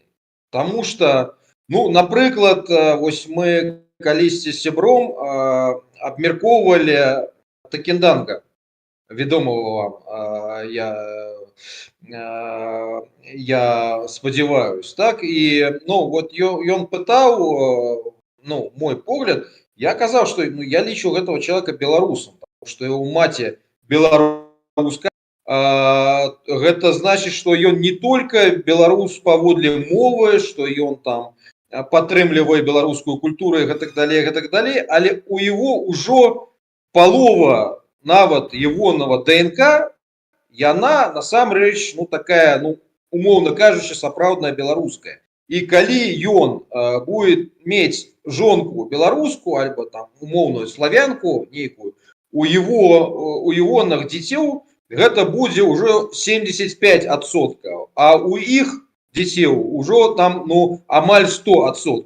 Ну, напрыклад, калі вы паглядзіце на Пушкіна таго самого і на яго нащадкаў зараз, ну, там нічога африканского не засталося, ну, мага быць там 1-2%, нешта падобнае. Але пра што гэта? Ну, пра тое, што гэта быў адзін Абрахам Ганнібал на мільёны, так? Вось, а калі б гэтых Абрахамаў Ганнібалаў было мільён, то гэта б ужо было бы нешта іншае. То бок, так і вось у гэтых пытаннях, то бок, я лічу, што вырашае тады колькасць. То бок, калі вы просто завозіце там мільёны людзей з іншым бэкграундам, то, ну, просто гэта ўжо, ну, сур'ёзны выклік для нацыі, для таго падмурку, на яком гэтая нацыя пабудована. Але калі, напрыклад, гэтая нацыя там 40 мільёнаў, як у палякаў, і там будуць, я не ведаю, некалькі там, ну, нават там 1000 будзе людзей не толькі з Блізкага Сходу, але нават і з Афрыкі. Ну, так яны там просто будуць генетычна перемолаты. То бок гэта будзе, ну, тая самая сітуацыя там Пушкінах, умоўна кажучы, так, якія там просто будуць асіміліраваны у тым ліку і генетычна, у генетычным сэнсе у тым ліку, таму што там нейкі хлопчык з Камеруну, калі у яго жонка будет полячка, конечно, там могуць ніяк абражаць его, егоных там дзяцей і так далее, але егоныя дзеці ўжо будуць мець 50%, ну, умоўна кажучы, белай крыві. А у далейшых генерацыях, ну, гэтая колькасць будет звышацца. І то бок, ну, просто адбудзецца у тым ліку і генетычная асіміляцыя, і вы там не знайдзеце ось у егоных вынікаў егоных аналізаў егоных нашчадкаў. Вось чагосьці там такого, што там ну, ніяк сур'ёзна адрозніваецца ад яго суайчызнікаў новых. Але, канешне, калі іх там будзе мільён, то справа будзе іншая. То бок гэта ўжо будзе, ну, у тым ліку і генетычнае ператварэнне нацыі, і, канешне, вось у гэтай сітуацыі існуе магчымасць таго, што нацыя, ну, яна проста страціць тое, на чым яна была пабудована, у тым ліку і дэмаграфічна. Ну, вось мне і здаецца акурат, што менавіта такая дыхатамія паміж слабой і узмоцненай эміграцыяй, яна выдае у вас усё ж такі этнічнага, ну, не ведаю, ці нацыяналіста, але ўсё ж такі чалавека, які лічыць, што этнічная кампанента, яна мае, ну, пэўнае значэнне. З пункту гледжання грамадзянскіх нацыяналістаў, як я гэта бачу, у прынцыпе, няма розніцы, ці то малая група людзей, ці то вялікая. У прынцыпе, поўнае замяшчэнне там іншым народам, яно для грамадзянскага нацыяналіста не з'яўляецца нейкай катастрофай, калі яны ўсе ведаюць адпаведную мову, культуру, гісторыю і так далей. Ну так, могу пагадзіцца з гэтым. Нават, ведаеце, вось у нас у акадэміі, канешне, вось такі генетычны прымардыялізм у большасці выклікае, ну, жудасную такую рэакцыю, але нават калі гэта было год альбо 2 гады таму, і была лекцыя Міраслава Гроха, а яму ўжо недзе 90 гадоў, дарэчы, зараз, але чалавек, ну, просто цудоўна ўсё разумее, когнітыўнай, гэтак далей рэакцыі. І вось там была потым гутарка са студэнтамі, і вось ён выкарыстаў такую, ну, дэфініцыю, што у тым ліку гэта, ну, пытанне біялагічнага захавання нацыі. І адна студэнтка, яна просто была ў шоцы. Яна просто так не стрымала сябе і сказала: залізьце. Ну, якое біялагічнае захаванне? Але Грох гэта казаў. То бок, ведаеце, канешне, ось чаму я кажу пра нейкі сельскі розум. То бок, і у тым ліку у нас, у цэнтральна-ўсходняй Еўропе, ёсць нейкія, вось, ну, будзем так казаць, асаблівасці лакальныя. Ну, давайте імкнуцца іх захоўваць таксама. То бок, я не прыхільнік абсалютна таго, што вось чалавек, ну, калі ён там прыехаў сюды, ну, з Камеруна альбо адкудасьці, калі ён легальны эмігрант і гэтак далей, або его ніяк там абражаць і гэтак далей. Але таксама я цудоўна разумею, што усё гэта цудоўна, калі іх вось тады толькі, колькі іх зараз. А пакуль іх будзе ўжо там мільёны, то гэта ўжо будзе іншая гісторыя, і давайте просто захоўваць так, як гэта ёсць зараз. Так, давайте захаваем добрыя інстытуты і не будзем замяшчаць іх дрэннымі. Так. Што тут яшчэ? Ваш хлопчык пісаў: у Смаленску людзі размаўляюць прыкладна на такой жа расейскай, як і мы. Так, то бок Жан Балынюк гэта наш славянскі хлопчык, а Алана Ебрамрыям наша карычневая каралева. Мне здаецца, ўжо мы гэта пытанне Я нават не закрылі, але ведаю, калі хто ёсць жаданне, можаце яшчэ што-небудзь дадаць. я нават не ведаю, хто гэта такі. На жаль, альбо на шчасце. Ну гэта такое класічнае пытанне да нацыяналістаў, тыпу, ці з'яўляецца Жан Беланюк, гэта, я наколькі веду, нейкі ўкраінскі дэпутат. Так. Ну, не ведаю. То бок, ну, ведаеце, але ну, у кожным просто выпадку гэта, ну, нейкая такая, ну гэта аднолькавыя з'явы нейкія. То бок, калі гэта было бы масавай нейкай з'явай, было б пра што ну, стурбавацца ніяк. Але калі гэта, ну, просто экзотичное выключение из правила. То бок, ніяк так.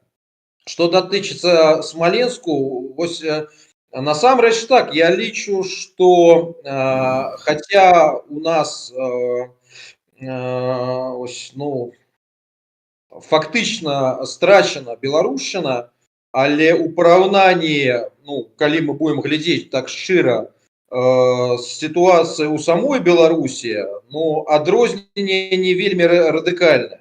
То бок ситуация моўная, умоўна кажучы, у Гародні і ў Смаленску, яна, ну, мага быць ніяк там адрозніваецца, но, на жаль, не вельмі радыкальна. То бок з гэтага пункту гледжання не ўсё страчана, потому што я насамрэч верю, што прынамсі Беларусь альбо сучасную межы Рэспублікі Беларусь, яны могуць павяртацца да беларушчыны, да сапраўднай беларускай ідэнтычнасці і гэтак далей. Канешне, вось з Смаленскам трошку складнейшая сітуацыя, таму што там страчана не толькі беларуская мова, але і беларуская свядомасць. Вось гэта тое, што адрознівае сітуацыю там Гародняй альбо нават у Віцебску ад сітуацыі ў Смаленску, на жаль. Вось, і таму, канешне, падыход у Смаленску павінен быць трошку іншым. Але насамрэч вось тое, што нешта захоўваецца у любым выпадку. То бок людзі там ведаюць нешта такое, нават вось гэтая крыўская тэма, яна выкарыстоўваецца нават у афіцыйным дыскурсе. То бок там, канешне, гэта смешнее, але там нават вось Аман называўся крывічі. Вось, і вось гэтыя дэбілы, добраахвотнікі, так званыя, якія прыймалі ўдзел в СВО, так званым, таксама ў Смаленске мелі назву крывічі. Вось, там быў фестываль губернатара крывічі, то бок гэты крыўскі дыскурс, ён надта распаўсюджаны ў Смаленшчыне, у Пскоўшчыне у тым ліку. Людзі нешта памятаюць пра там бабулек, дзедулек, якія размаўлялі па-беларуску. Людзі насамрэч яны вось маюць нейкае такое, ну, вельмі прыемнае стаўленне до беларусі ды беларусаў, лічаць іх вось, што гэта нашы браты, там родныя, гэтак далей, гэтак далей. То бок гэта, ну, гэта не звучыць не тое самае, што і Валагодчына, напрыклад. Са всей павагай да Валагодчыны, то бок мы разумеем, што этнічна гэта іншы рэгіён. Так, дарэчы, зноў пра этнічнасць, так? Вось, і менавіта гэта той падмурак, на яком можа нешта будавацца.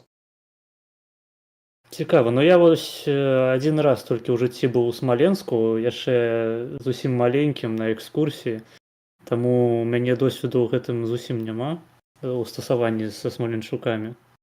Але я памятаю, як Зянон Станіславович распавядаў цікавую гісторыю пра то, як у часы Савецкага Саюза смаленчукі прасіліся на працу да жыхароў Магілёўшчыны з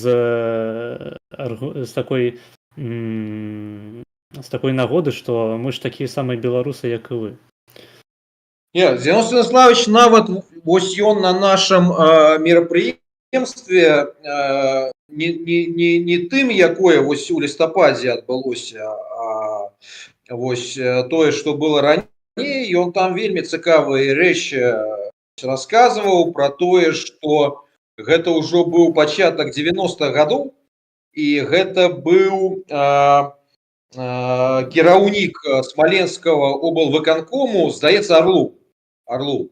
Вось, і Зінон Станіславович з ім гутарыў і прапанаваў далучыць Смаленшчыну до Беларусі, то бок у склад Беларусі, або Смаленшчына вайшла праз тое, што там адбылась вось гэтая чарнобыльская катастрофа, і Беларусі была неабходна, то бок вось нейкая, у тым ліку як кампенсацыя за гэта, тэрыторыя, да якой маглі бы прыехаць людзі захадняй Беларусі. Гэта з аднаго баку. А з іншага баку, Смаленшчына, яна фактычна просто безлюдная. Вось, то бок стаў развіцця жудасны. І ён яму просто так растлумачыў, што гэта будзе карысна і для Беларусі, і для Смаленшчыны, і што цікава, што ён пагадзіўся, Орлу. То бок ён пагадзіўся, і там сяк так пачаўся нейкі працэс, але вось чалавек, які заблакаваў далучэнне Смаленшчыны да Беларусі, гэта знаеце, хто быў? Так. Гэта быў Дементей, гэта быў старшыня Верховнай Рады Беларускай СССР яшчэ ў той час. То бок ён быў ідэйна прарасійскі, прамаскоўскі, і ён быў так у шоце, што вы кажаце, гэта экстрэмізм там нейкі і гэтак далей. Але Зінон Станіславович кажа, што нават у пачатку 90-х гадоў беларушчыны у Смаленшчыне было больш, чым у Магілёўшчыне. То бок вось его асабістае ўражанне было такое. Зразумела. Ваш хлопчык піша: ох уж гэтыя чэшскія фашысты, асуджаю. Добра, што хутка ўсе перамруць і застануцца толькі нетаксічныя прагрэсіўныя дзяўчынэсы. Так, што тут асэнсаванага можна прачытаць? Владислав Такар піша, што чамусьці ў іх спартсмены часта ідуць у палітыку. Так, Владислав Такар піша: так, нацыянальную свідомасць можна накінуць над освітою. Маленькіх смоленців зроблять білорусами. Робиш тести з білоруської мови для вступу в університети і скасовуєш русмову. Тоді молодь вчитиме, а батьки найматимуть репетиторів. Якщо можна накинуть білоруську нацсвідомість, то для чого створювати альтернативний нацпроект? Глядзіце, гэта насамрэч цікавае пытанне, таму што тут ёсць некалькі аспектаў. Перш за ўсё, просто мы гэта павінны зразумець, што тут мы з вами гутарім у вельмі таком спецыфічным средавішчы, так? Людзей, якія разумеюць многія рэчы. Але калі вы нават зараз пачнеце гэта абмяркоўваць з так званымі беларускімі дэмакратычнымі сіламі, вось рэакцыя там будзе абсалютна іншай. Мы маем нейкі вопыт, яны пачнуць казаць, што гэта правакацыя, што вось нам бы ніяк там вырашыць праблемы хаця б Беларусі ў ее сучасных межаў, і гэтак далей, гэтак далей. І навошта нам ввогуле яшчэ вось да таго такія ўшчэнт русіфікованыя рэгіёны, як Смаленшчына і Пскоўшчына, таму што нам свае вата хапаецца. Вось, навошта нам яшчэ і, умоўна кажучы, чужая вата. І насамрэч, калі сур'ёзна, гэта мае пэўную рацыю. То бок, канешне, вось з пункту гледжання беларускага нацыянальнага праекту, які зараз ён знаходзіцца в вельмі крытычным становішча. Канешне, пачынаць трэба з Рэспублікі Беларусь. Вось, і з гэтага пункту гледжання вось новыя тэрыторыі з насельніцтвам, у якога страчана не толькі беларушчына, але ввогуле і беларуская свядомасць, гэта тое, што прынамсі гэта дадаткавая праблема. І гэта вялікае пытанне, гэта неабходна такому слабкаму нацыянальнаму праекту, шчыра кажучы, альбо не. Таму вось гэта і наш падыход насамрэч, што глядзіце, нават вось Путін і Расія, якія, як бы мы да іх не ставіліся, гэта дзяржава з такой уже адбыўшайся ідэнтычнасцю, і больш за тое, гэта ідэнтычнасць была распаўсюджана на часткі фактычна украінскага абшару.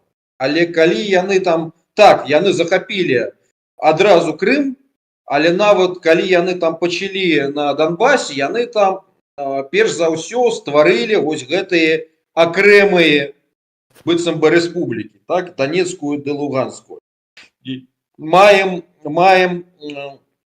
таксама прыклад Люцяна Жалягоўскага, які, калі ён захапіў Вільню, ён не прыяднаў ее адразу до Польшчы, а ён там стварыў вось сярэднюю Літву. І ён там менавіта імкнуўся будаваць нешта такое прапольскае, але акрэмае.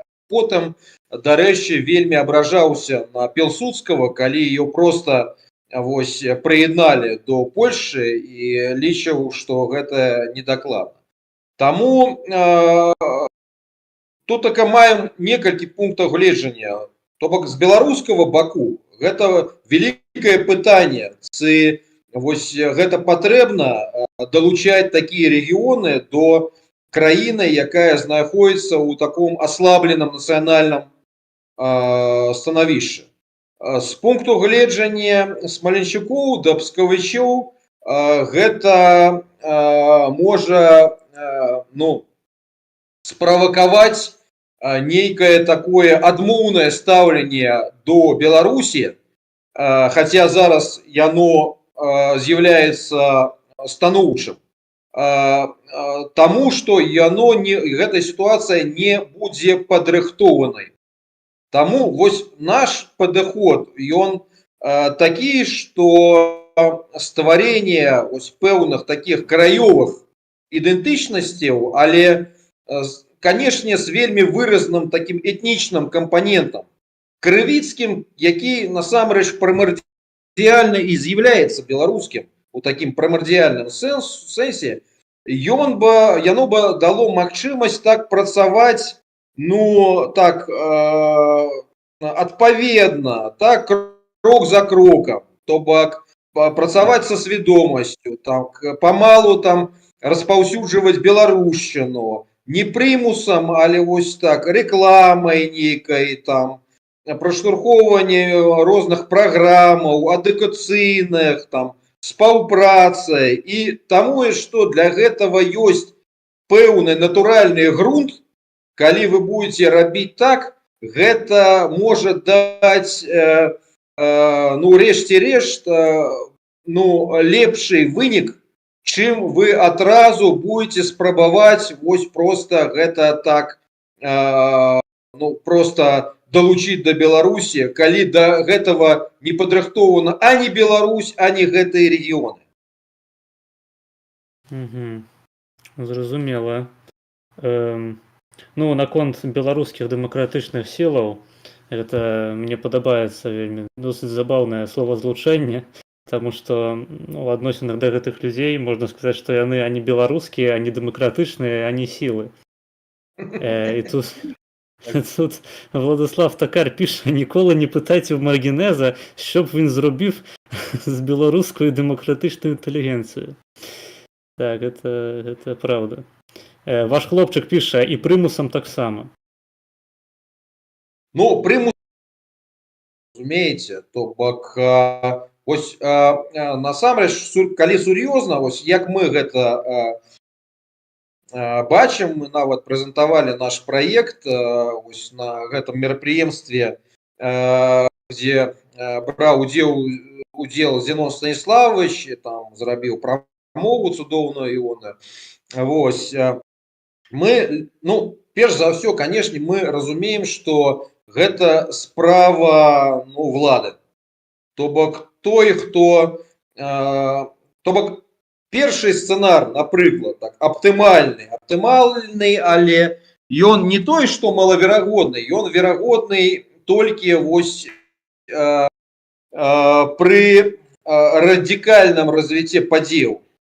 Вось, што вось, ну, напрыклад, мы захопліваем там владу. Так, гэта будзе адна рэч.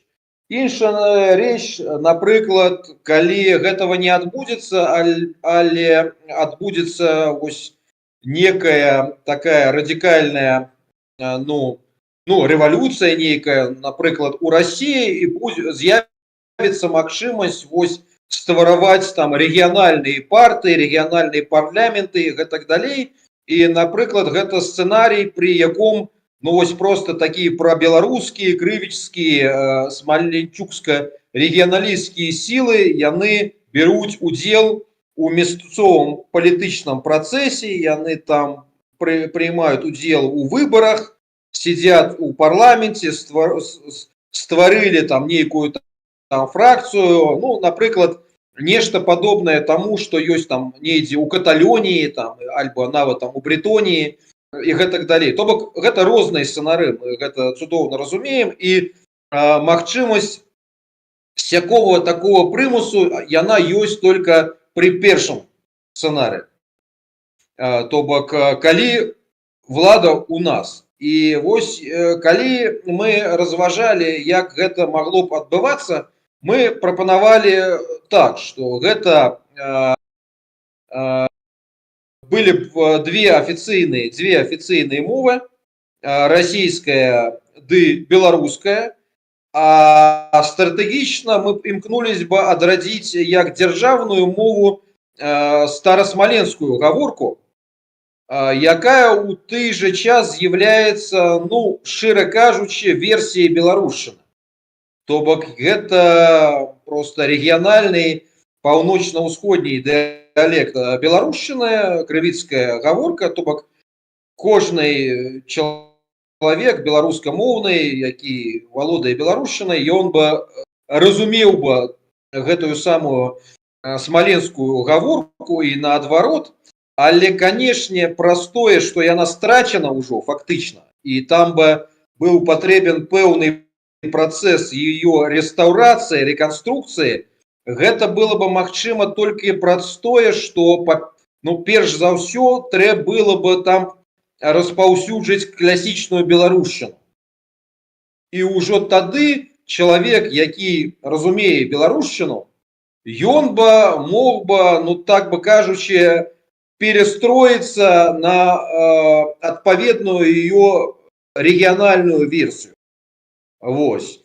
І як гэта магло бы адбывацца праз развіццё адносінаў з Беларусю, праз праштурхоўванне розных праграмаў спаўпрацы, праз тое, што студэнты ездзілі да Беларусі, праз тое, што беларускае тэлебачанне, яно працавала ў Смаленскай ды Пскоўскай рэспублікі. То бок я нават памятаю цудоўна, напрыклад, як я пачаў разумець, ну, перш за ўсё, украінскую мову. Гэта ўжо потым я, ну, прыйшоў да беларушчыны. То бок я вось ужо жыў тутака ў Чэхіі, і праз тое, што я ведаў, ну, расійскую, ды пачынаў ведаць чэшскую, я пачынаў бачыць украінскае тэлебачанне. А гэта былі часы Майдану. І гэта мне, ну, просто было цікава, так, сачыць за ўсім гэтым і гэтак далей. Я просто пачаў праз гэта, ну, разумець украінскую мову, а потым ужо, ну, ніяк там удакладніў гэта. І калі б гэта было бы вось так, як так свабодная нейкая трансляцыя, а яшчэ калі б да гэтага б дадавались бы субтытры беларускія, так, і гэтак далей, я лічу, што гэта адбылося бы, ну, адносна хутка, то бок ужо за дзесяцігоддзя такой палітыкі мы б атрымалі рэгіён ці краіну, якая, ну, прынамсі на паўбеларуская. Мгм. Я нагадваю гледачам, каб вы, хто яшчэ не паставіў, ставілі падабайкі. Ось у нас сёння досыць ну, адносна шмат паведамленняў у чаце, таму калі камусьці захочацца прайсці без чаргі, так бы мовіць, ёсць магчымасць заданаціць, і тады вы ўбачыце наш цудоўны алерт, і я прачытаю ваше паведамленне ў першую чаргу. Вось. Ну, таксама хто мае такую магчымасць, распаўсюджваеце нашу трансляцыю сярод сваіх знаёмых. І хто не падпісаны, падпісвайцеся, хто прыйшоў ад спадара Вадзіма таксама. Вось. Гэта такое дэжурнае нагадванне. Владислав Такар тут намагаўся даведацца, як будзе лапата па-беларуску. Лапата гэта лапата. Лапата яна лапата і ёсць. І па-беларуску таксама, толькі праз А. Ваш хлопчык пытае, ці не трэба да гэтага самага сядзення ў парламенце спачатку сілай такую магчымасць сабе прадставіць, што ў гэтым накірункам у госці. Не, ну глядзіце, ну, канешне, гэта, то бок мы цудоўна разумеем, што любыя перамены сапраўдныя у Расіі могуць адбыцца толькі праз сілавой сцэнар. То бок, ну, гэта проста тое, што нават няма сэнсу абмяркоўваць. Што робіцца ў гэтым напрамку? Ну, глядзіце, у нас вось сярод нашых прадстаўнікоў толькі Смаленскага рэспубліканскага цэнтру ёсць дзве асабістасці. Гэта Алексей Барановскі ды Ян Рузік. Алексей Барановскі, ён до апошняга часу браў удзел вось у легіёне Свабода Расіі, так званым. А Ян Рудзік у палку Каліноўскага. Вось, ну, вось вам і адказ, што робіцца ў гэтым напрамку. Так. Наступнае пытанне ад Владислава Токара. Чи знайомий гість з паном Едуардом Юрченко? Ну, не вельмі шчыльна знаёмыя, ну, то бок мы ва фрэндах у Фейсбуцы, але, ну, такого асабістага кантакту няма. Так. Шизапернік піша, што ды і беларускія гаворкі ў пэўным сэнсе страчаны ўжо на Беларусі, прынамсі ў сваім аўтэнтычным выглядзе.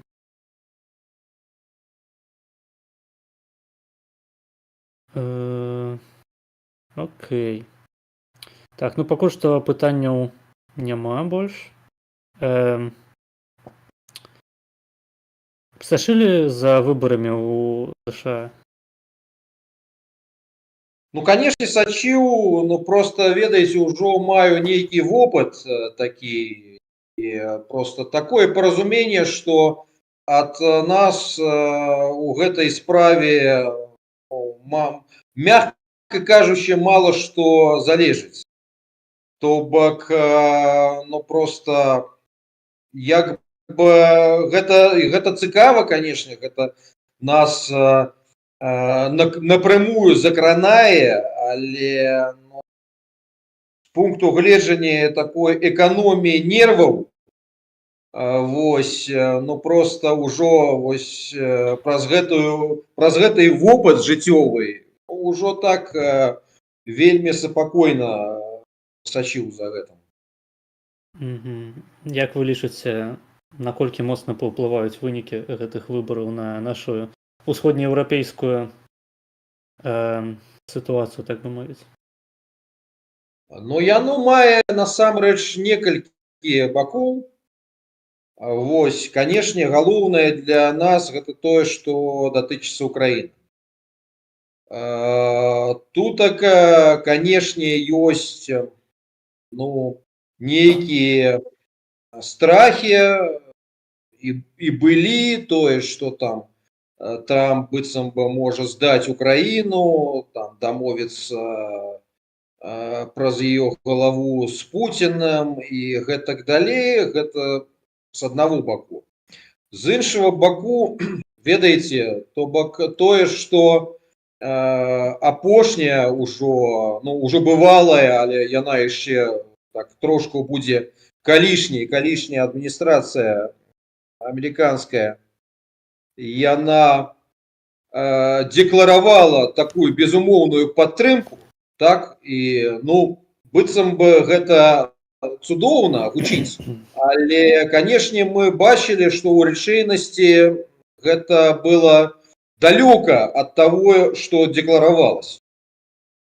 І таму, проста пытанне ў тым, ці гэта можа быць горш, альбо горш ужо быць не можа, і наадварот, ёсць, прынамсі, там нейкі шанс, у тым ліку праз такі спецыфічны тэмперамент асабісты Трампа, у тым ліку, што ён імкнецца ніяк дамовіцца з Пуцінам, а калі ён там убачыць, што тое, што ён лічыць нейкім здаровым кампрамісам, Пуцін ад гэтага адмаўляецца, і як ужо ён сябе будзе паводзіць у гэтай сітуацыі, гэта пытанне.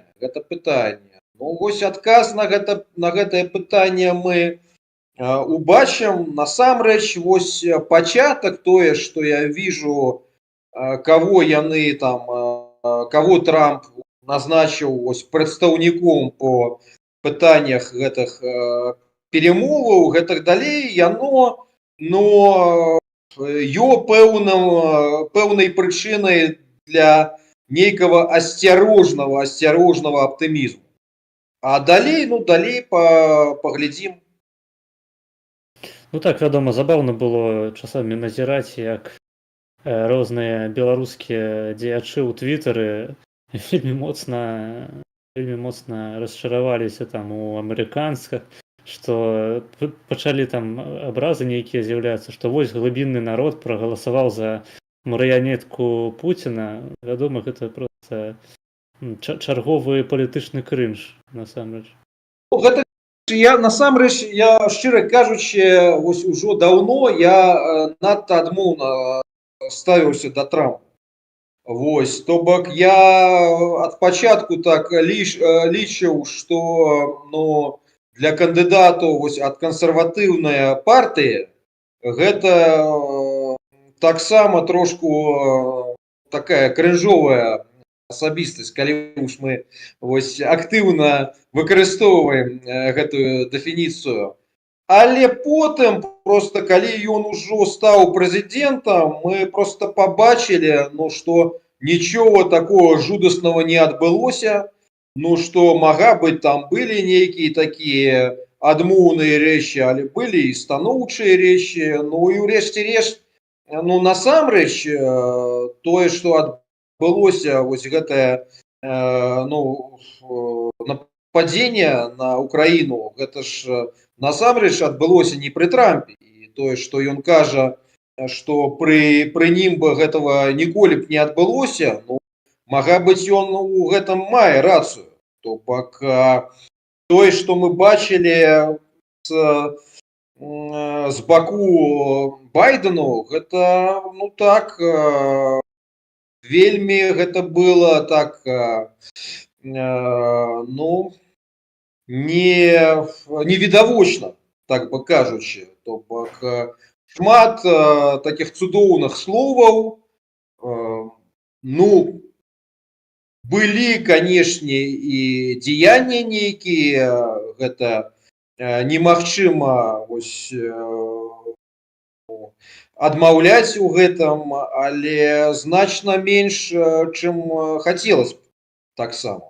Гэта першае. Па-другае, вось ну, насамрэч стратэгічна я лічу, што мы павінны імкнуцца до такого становішча, калі б мы так не залежалі ад Амерыкі.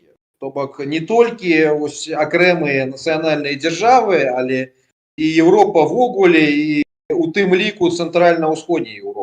То бок мы павінны выкарыстаць то, што ну, пакуль сяк так Амерыка надае нейкую падтрымку, у тым ліку цэнтральна-ўсходнееўрапейскім краінам, аб дасягнуць некага такого ўзроўня, пры яком мы б так не залежалі ад амерыканскай падтрымкі. Таму што ну, мы не ведаем насамрэч, што там заўтра будзе з Амерыкай. І дазволіць себе такую сітуацыю, калі б лёс вось нашага рэгіёну, нашых краінаў, ён бы так ну 100% залежаў бы ад Амерыкі, но гэта нездаровая насамрэч сітуацыя. То бок ну так не можа, ды не павінна адбывацца заўсёды. Вось гэта ну просто сведчыла пра недееспасобнасць вось гэтых народаў, гэтых краінаў і пацверджвала бы вось гэтыя гэтае паразуменне расейцаў, што гэта выключна марыянеткі Амерыкі, што яны ну просто не жыццяздольныя без вонкавай падтрымкі. То бок гэта не павінна так быць заўсёды. Таму вось маё паразуменне, што цэнтральна-ўсходняя Еўропа, інтэрмарыум, Траімор'е, як заўгодна, яно павінна ператварыцца на моцны такі геапалітычны цэнтр, вось, які схопен себя бараніць.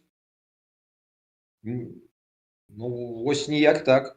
Ну я насамрэч пагаджуся, вядома, што галоўнае, на чым нам трэба, на што нам трэба звярнуць увагу у выбарах ЗША, гэта тое, як гэта паўплывае на сітуацыю з вайной ва ўкраіне. Для мяне вось асабіста ў гэтых выбарах вельмі цікава было паглядзець на самую прапаганду. То бок мяне асабіста ўражвае, наколькі нізка апусцілася прапаганда нават у заходніх краінах, такіх як ЗША, што у іх настолькі малы далягляд і у прынцыпе нейкі асацыятыўны рад, што любы іхны апанент адразу апыняецца, па-першае, Гітлерам, а па-другое, Волан-дэ-Мортам. То бок вельмі ўражвае тое, да якога ўзроўню пошласці можа скаціцца развітое заходняе грамадства. Вось. А наконт залежнасці ад ЗША, мне здаецца, ўсё ж такі гегемон ёсць гегемон, і у нашых інтарэсах ёсць падтрымліваць гегемонію ЗША, вядома, пры гэтым адстойваючы пэўную самастойнасць, але варта разумець, што ніякага шматпалярнага свету асабліва не атрымліваецца, і калі ЗША нешта здарыцца і гэтая краіна страціць сваю пазіцыю сусветнага паліцэйскага, то адразу на яе месца прыйдзе Кітай, Іран і ўсе гэтыя таварышы, якіх мне асабіста не хацелася б бачыць на такім высокім статусе. Ось, таму, вядома, я вось таксама услед за Трампам лічу, што еўрапейцам, напрыклад, трэба больш выдаваць грошай, большы адсотак падаткаў на сваё ўзбраенне самім.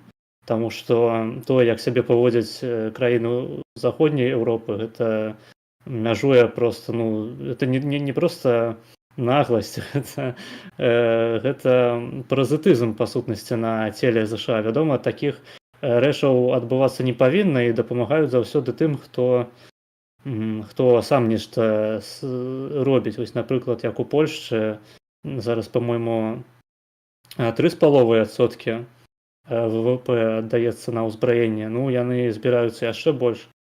Ну, вядома, гэта таксама пэўны палітычны папулізм тут прысутнічае. Вядома, што яны гэтага хутчэй за ўсё не зробяць, але агучваюцца лічбы і 5%, і 10%. Вось я гэта падтрымліваю як мага больш сур'ёзна.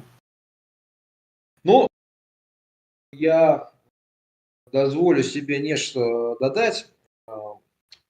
Ну, то бок у гэтым перелічаным вами, конечно, пэўная рацыя, але па-першае, вось вы кажаце, што ў нашых інтарэсах Америка захоўвалась як гегемон. Але пытанне ў тым, ці гэта ў інтарэсах самой Амерыкі, ці амерыканцы самі вось разумеюць свой уласны інтарэс як вось імкненне до захавання светавой гегемоніі. Я шмат насамрэч таксама гутарю з рознымі амерыканцамі, я гэтага не бачу. На жаль, альбо на шчасце, я не ведаю, але мы таксама павінны разумець, і часткова поспех Трампа, ён таксама з гэтым павязан, што ў Амерыкі ды ўзрастае нейкі запыт на ізаляцыянізм. То бок гэта проста тое, што ад нас не залежыць. Па-другае, мы павінны разумець, чаму так адбываецца, і павінны разумець нейкі доўгатэрміновы тренд. Адбываецца так у значнай меры простое, што Амерыка, яна перестае быць фактычна еўрапейскай дзяржавай. То бок Амерыка фактычна была стварана як еўрапейская калонія, якая там потым дасягла незалежнасці, але так ці інакш яна захоўвалась культурна, этнічна, у тым ліку, то бок тое, пра што мы з вами гутарілі, як еўрапейская краіна. Зараз гэта проста праз дэмаграфічныя тэндэнцыі пачынае зменьвацца. То бок Амерыка з аднаго баку, яна пачынае быць усё менш, так бы кажучы, еўрапейскай, альбо проста белай. А з іншага баку, вось шмат хто з гэтых белых, гэта людзі з такой свядомасцю рэднекаў, якія сябе не лічаць еўрапейцамі. То бок я шмат з гэтымі людзьмі гутарыў. Я вось у іх бачыў тое, што нават калі яны сябе, яны могуць сябе лічыць белымі, так выразна, для них гэта можа быць абыякава, але ў любым выпадку еўрапейцамі такія людзі сябе не лічаць. І вось, напрыклад, Байден, што цікава у яго асабістасці, гэта чалавек, канешне, з выразнай еўрапейскай свядомасцю. І там шмат такіх людзей, дасюль ёсць. То бок такія людзі, як Збігнеў Бжезінскі, гэтак далей, у тым ліку гэта людзі з нашым цэнтральна-ўсходнееўрапейскім бэкграундам. То бок для якіх Еўропа, она не абыякава. Вось, але такіх людзей там усё менш ды менш, а все больш ды больш там проста паводле аб'ектыўных дэмаграфічных тэндэнцыяў будзе тых людзей, для якіх прынцыпова Еўропа не адрозніваецца ад родных для іх Афрыкі ці Паўднёвай Амерыкі, напрыклад, паводле іх бэкграунду. І мы павінны просто разумець, якімі будуць вынікі гэтай дэмаграфічнай трансфармацыі, мага быць не зараз, але вось праз 10 гадоў, праз 20 гадоў, праз 30 гадоў і гэтак далей. І што мы з гэтым можам просто зрабіць, калі гэта адбываецца аб'ектыўна. У-трэціх, насамрэч, вось мы кажам, так, напрыклад, там Расія, тое сёе. Але глядзіце, насамрэч, вось гэтая вайна, яна ж прадэманстравала вось так званую там другую армію свету. Канешне, там шмат розных жартаў пра гэта і гэтак далей, і трэба разумець, што гэта насамрэч на зроўні такім, прынамсі, рэгіянальным, надта моцны сілавой такі фактор. Але Украіна таксама, яна прадэманстравала, што магчыма нават вось на зроўні Украіны, канешне, гэта было магчыма у тым ліку праз падтрымку Захаду, змагацца супраць гэтага.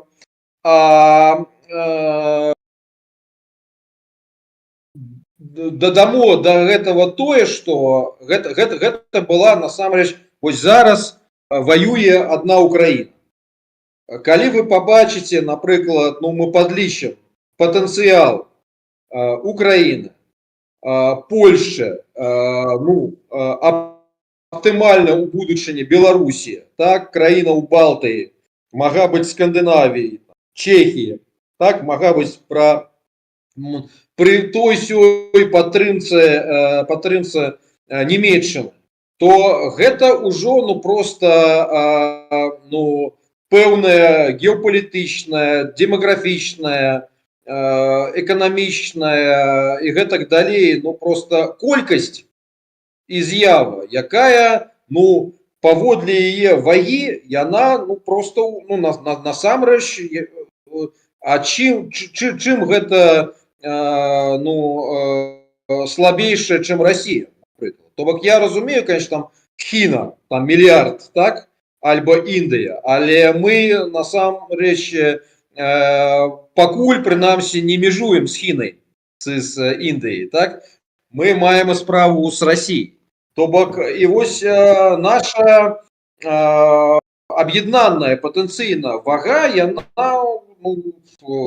вполне себе параўнаная з вагой сучаснай Расіі. А калі мы дасягнем меты нейкай там фрагментацыі Расіі, вось, і там паўстануць нейкія там нацыянальныя ды рэгіянальныя дзяржавы, справа ввогуле будет іншая. То бок, таму я просто с аднаго баку лічу, што мы ніяк не можам насамрэч авлівніць тое, што адбываецца ў Амерыкі. З іншага баку мы просто павінны улічваць такую магчымасць, што вось гэтыя змены яны адбудуцца, і вось у гэтым выпадку мы павінны быць просто падрыхтованы к гэтаму і не просто думаць так, што калі там знікне Амерыка як светавы паліцэйскі, то ўсё. То бок ужо канцы нам. Не, так не павінна быць. Мы таксама і гэтаму сцэнару павінны рыхтавацца. Вядома.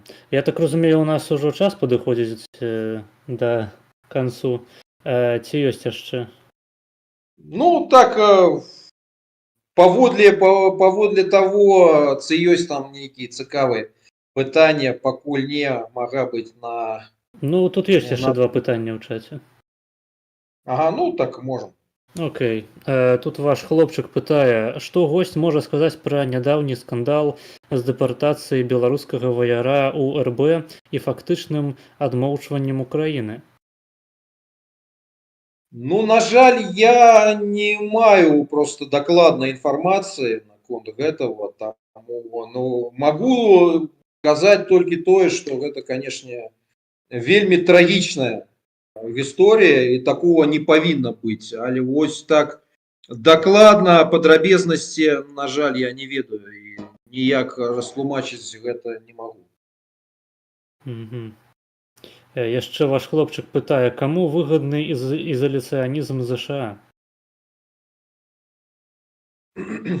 Ну, глядзіце, насамрэч, вось так, калі просто паглядзець, там жа ёсць такі напрамак амерыканскай кансерватыўнай думкі, як палеўконы, то бок гэта палеўкансерватары, які яны ввогуле лічаць, што вось гэтая функцыя светавого паліцэйскага ды ввогуле амерыканскага інтэрвенцыянізму, яна шмат у чым пашкодзіла амерыканцам, што просто Америка мае вялікі патэнцыял для самастойнага развіцця і што яна просто не патрабуе вось гэтых інтэрвенцыяў ды удзела у розных там войнах ды справах, якія прама яе не датычацца. То бок іх таксама магчыма зразумець. Вось, то бок гэта насамрэч просто такі амерыканскі нацыяналізм. Не імперыялізм амерыканскі, а вось менавіта нацыяналізм. Вось, і часткова ён прысутны ў Трампа таксама. То бок ён часткова вось выкарыстоўвае, калі не думку, то пэўныя аргументы гэтага палеўконства, напрыклад, там Такер Карлсон, які его падтрымлівае. Канешне, для нас гэта непрыемны хлопчык. Так. Таму што гэта не ў нашых інтарэсах. То бок у нашых інтарэсах, або зараз там былі ястрабы. Вось. І калі гэта будзе так, то цудоўна. Але што мы можам зрабіць, калі выбар амерыканскага народу будзе іншы? Зразумела. Здаецца, ніхто больш пытанняў у часе не задаў. Вось, калі вам ужо трэба бегчы, то я магу вас адпусціць. Так памаленьку ўжо, напэўна, будзем развітвацца. Так, мне здаецца, вельмі добра пасядзелі, было дастаткова пытанняў ад аўдыторыі.